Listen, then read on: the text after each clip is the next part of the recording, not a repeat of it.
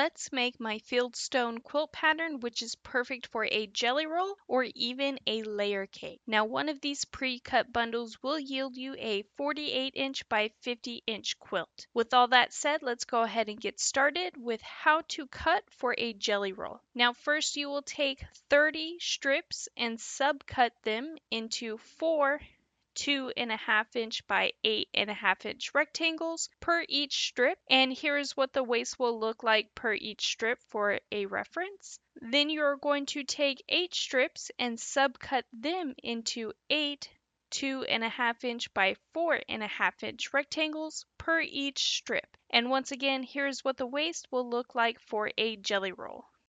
Now, if you prefer to use a layer cake, which are 10-inch squares, first you will take 30 10-inch squares and subcut them into 4 2.5-inch by 8.5-inch rectangles. And once again, here's what the waist will look like per each 10-inch square for that.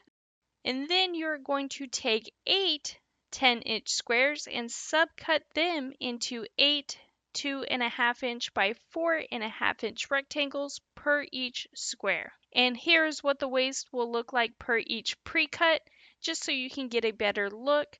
The layer cake will yield you with less waist, but the jelly roll will also provide you with a good piece of scrap fabric that you could use for a crumble quilt later on. But either way, go ahead and take your pick and repeat this for your pre-cut bundle that you have selected. And once everything is cut, you will select 2 2.5-inch by 8.5-inch rectangles and 1 2.5-inch by 4.5-inch rectangle in mixed prints and place them like so. Then first you will sew your 8.5-inch rectangles together, followed by sewing your 2.5-inch by 4.5-inch rectangle to the bottom of the unit to complete a 4.5-inch by 10.5-inch rectangle. Now all you have to do is repeat this step until you have made a total of 60 quilt blocks.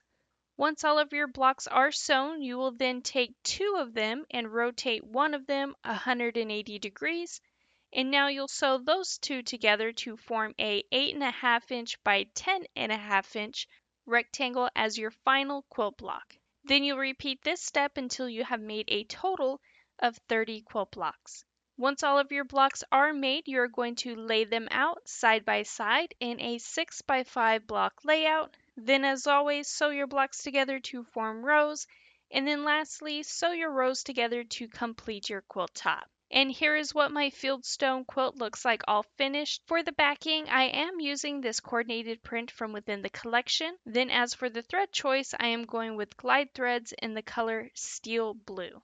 And here is a close-up of what my quilt looks like all quilted. For the quilting, I went with Fabulous Feathers, which I will have linked down below in the description. But if you could, please take a moment to hit that like and subscribe button, hit the notification bell so you can be notified for your next amazing quilt project.